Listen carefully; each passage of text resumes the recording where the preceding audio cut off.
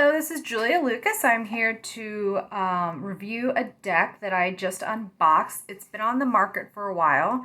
Leonardo da Vinci, the Tarot of Leonardo da Vinci.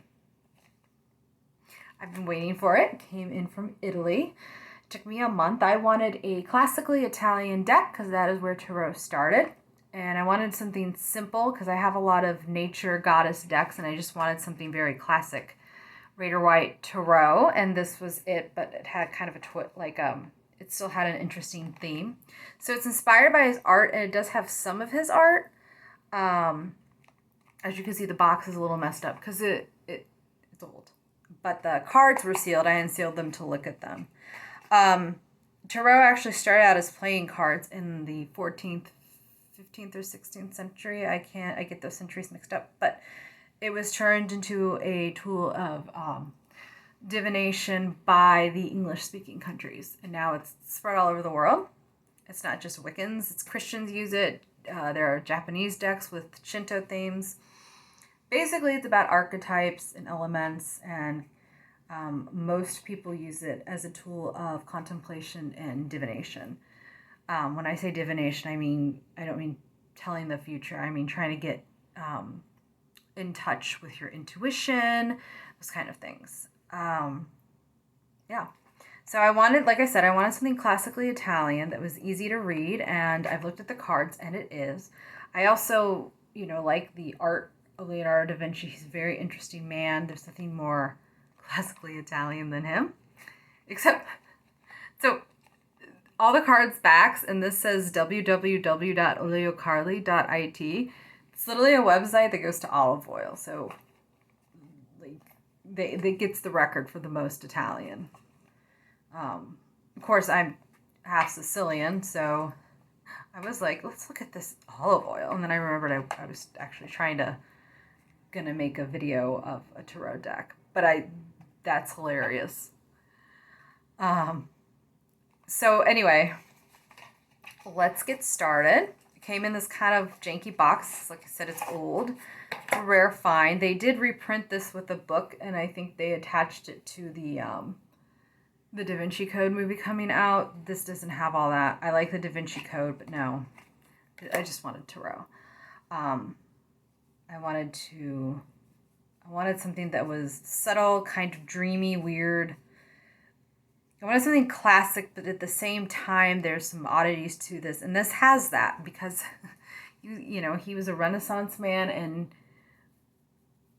this is based on his art. It doesn't have all his work of arts, but there's a lot of stuff that's kind of like in the liminal realm that brings you into that. And I really like that. And that's why I got this deck. And Classical Scarabeo, has that nice cardstock. This is old school too. I like the languages on each card.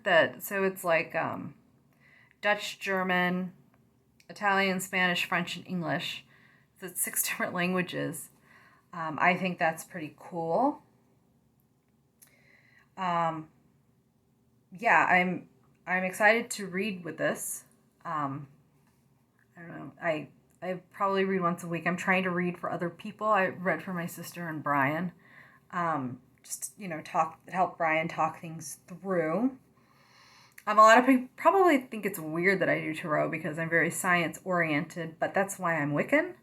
I love nature. I love the spirituality of nature. I'm most at peace in nature, and tarot has it really.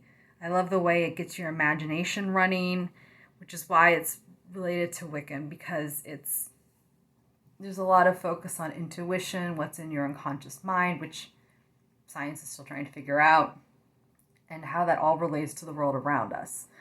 And, so that's why I read tarot, and why like a big part of, my life as Wiccan is paying attention to the cycles of the moon, to the cycles of nature, and the archetypes of goddesses are really healing for me, and tarot is all part of that, as it is for many Wiccans. So, I got this it's a new deck for me. It's not a new deck. But the box wasn't sealed, but the cards were. And the cards are really, really beautiful. They're probably not colorful enough for a lot of people, but sometimes you want that subtlety, especially, and in fact, the sepia tones of the cards kind of bring me into the dream world. So here's start with the main arcana, the major arcana, the Fool. So it has a little contraption. And these cards don't, the camera doesn't like them as much as it likes some of my brighter cards. The Magician.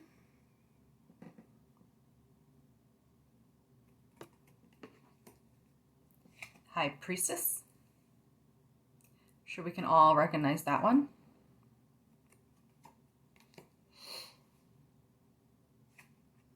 Empress. See my face. The Emperor. So a lot of it is very traditional Rider Waite, but wait, is that how you say it? But it's also very Renaissance-y. And looking through it, and you'll see this, there's also a lot of Greco-Roman classical influence. And, I took Latin a lot, and I grew up on Greek myths.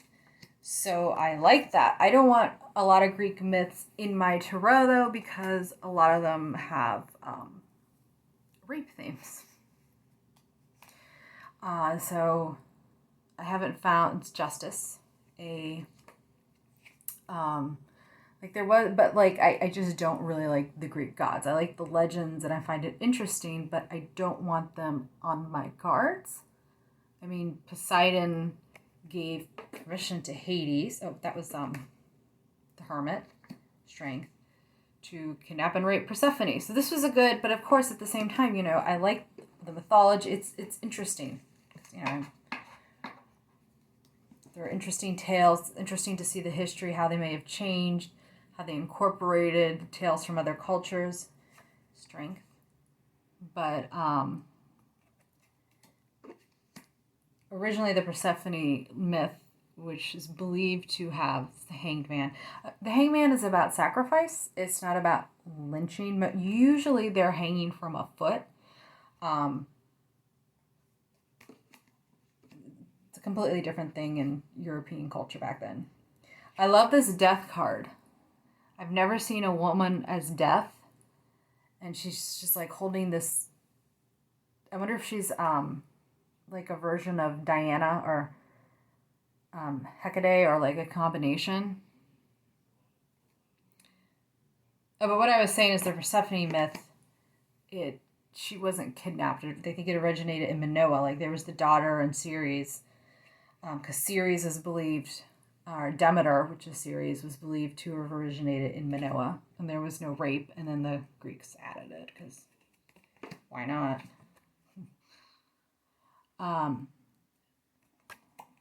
So that was the Devil. Sorry, I'm kind of going off on a tangent. The Tower.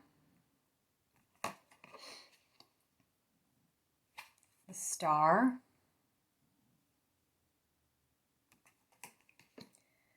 The Moon.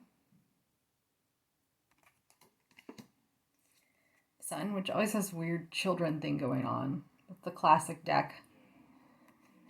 Get that card. I mean, I get this card, but I don't get why that's a symbol of the sun. The sun is creation, joy, I guess rejuvenation could be part of it. What? So I'm not going to show the whole deck, but the world, here's a really good example of the Greek goddess statues where they have that kind of curvy figure and that kind of posture. Very classical Greco-Roman. I love this Two of Chalices.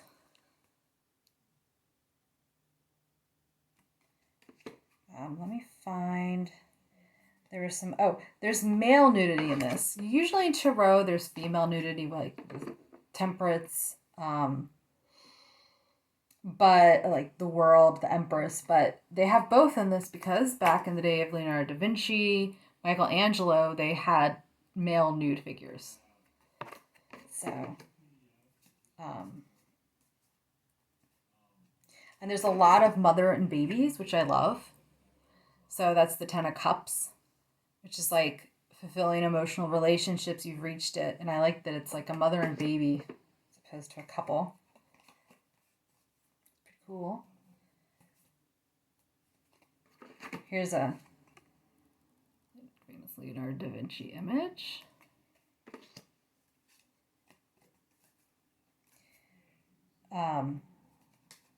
It's also kind of traditional with it in that it portrays movement very well,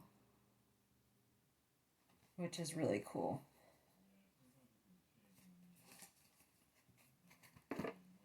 And let's see. Sorry, I should have taken the cards that I wanted to show out, and so that you don't have to watch me go through cards. But I like this 6 of Wands, which is victory, usually confidence. You know, you see the guy on a horse with this, what